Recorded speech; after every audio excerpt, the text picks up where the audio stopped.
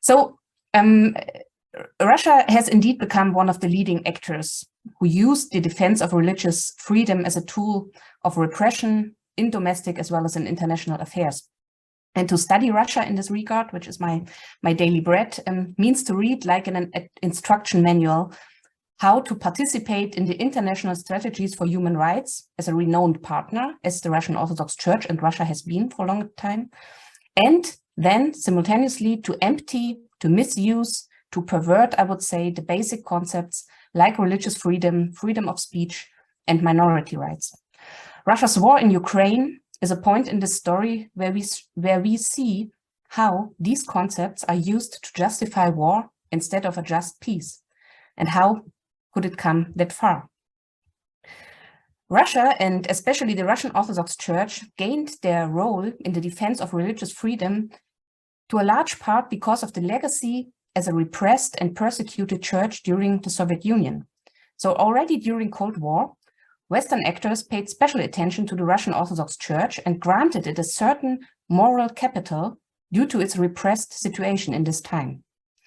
But this appreciation of the Russian Orthodox Church remained in ecumenical and in human rights networks, ignoring, in fact, several important aspects. First, the Russian Orthodox Church was not anymore, after the breakdown of the Soviet Union, representative for the churches and religious communities in former Soviet countries like Ukraine, Belarus, Moldova, Georgia, or the Baltic states, but it claimed to be, in fact, representative for all these societies.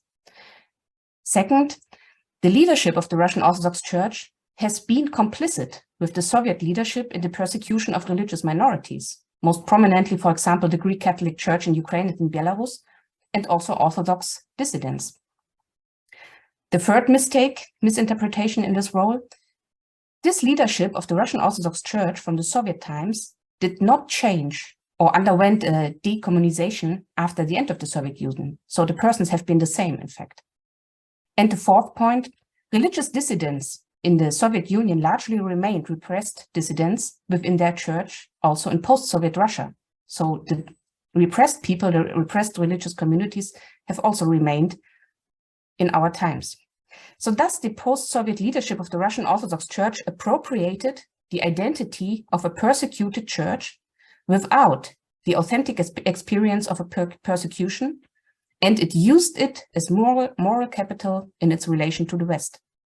The authority of this church in alliances for religious freedom largely draws on its claim to know what persecution really means and to recognize destructive ideologies from afar. So we know what it means, so we, of course, recognize these destructive ideologies. And the church claims to somehow be a natural defender of true religious freedom because of this legacy to be a repressed church. And speaking directly in this regard, within the Russian Orthodox Church, we have an international actor in the system of advocating and protecting religious freedom who has an own long and very impressive story of fighting human rights. The fact of a church leadership complicit with an autocratic state is not a new development since 2012 at latest, but it has a distinct prehistory which roots lie in the Cold War.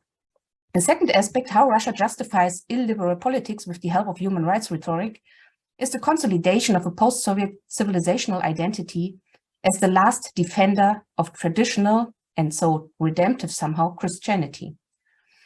In this worldview, Russia is opposing a collective West, which it describes as secular, liberal, hedonistic, persecuting Christians in the name of minority rights, and disseminating destructive ideologies like the gender ideology in order to commit genocide against traditional cultures. This is depicted, all these topics and problems are depicted as an existential threat, not only for Russia, but for humankind. Russia fulfills somehow a messianic role in an apocalyptic battle. These ideas build on deep anxieties of a society which for 7 decades heard about the will of fascist West to destroy it.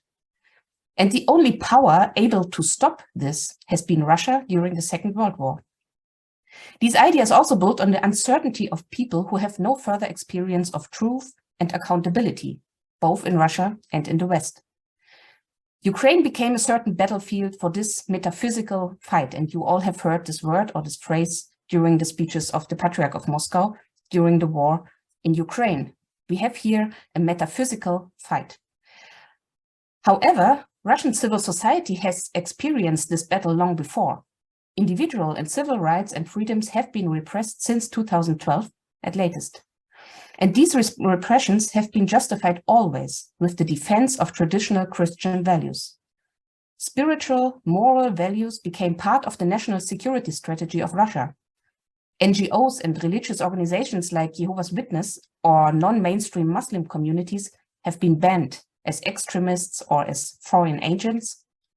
Domestic violence has been decriminalized. LGBTIQ people forced to invisibility.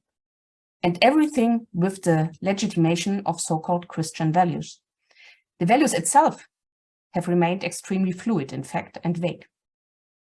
Ukraine's commitment to the European integration posed a particular danger for this salvatory civilizational project of Russia.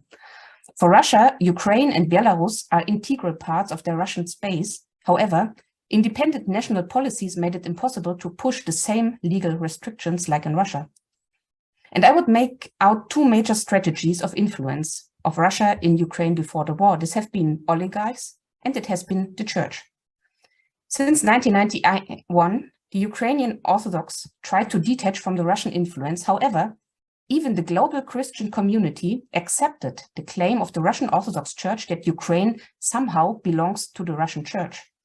And until now, in fact, the majority of observers in the West perceive, and often write also, about Russian Orthodoxy in Ukraine, which is just wrong.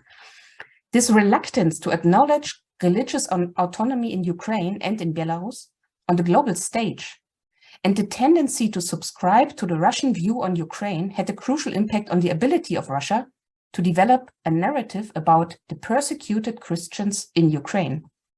Since 2018 and the establishment of the Independent Orthodox Church of Ukraine, the Russian Orthodox Church, with the support of the Ukrainian Orthodox Church, started a systematic reporting and monitoring of violent and rhetorical attacks on the Ukrainian Orthodox Church. They reported about the state persecutions against Christians on international level, the European Parliament, OSCE, and the UN. And this argument of persecuted Christians in Ukraine is an important part of the propaganda about Ukraine as a Nazi regime with satanic and genocidal tactics. At the same time, religious freedom is restricted extensively in all occupied by Russia territories. Priests and faithful are deported, temples destroyed, and sacred places humiliated. As a last point, I would like to underline that Russia has not invented new or original ways of misusing the freedom of religion in the ways Heiner Bielefeld and Bernd Hirschberger just listed them.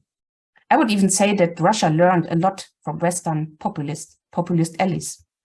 However, what seems to me the major difference to our Western ways of populist appropriation is the fact that in Russia, the institutionalized church, its leadership, its official structures support this appropriation in systematic ways. So far, for our societies in the West, the leadership of our churches are in fact an important opposition to populists, even in such countries like Italy or Hungary, or to some part maybe even Poland. The Russian Orthodox Church, however, is no marginal player both in Orthodoxy and in Christian ecumenism. And it seems that the straight commitment of this official church to a perverted concept of human rights and freedom of religion has been very attractive for Western conservative actors.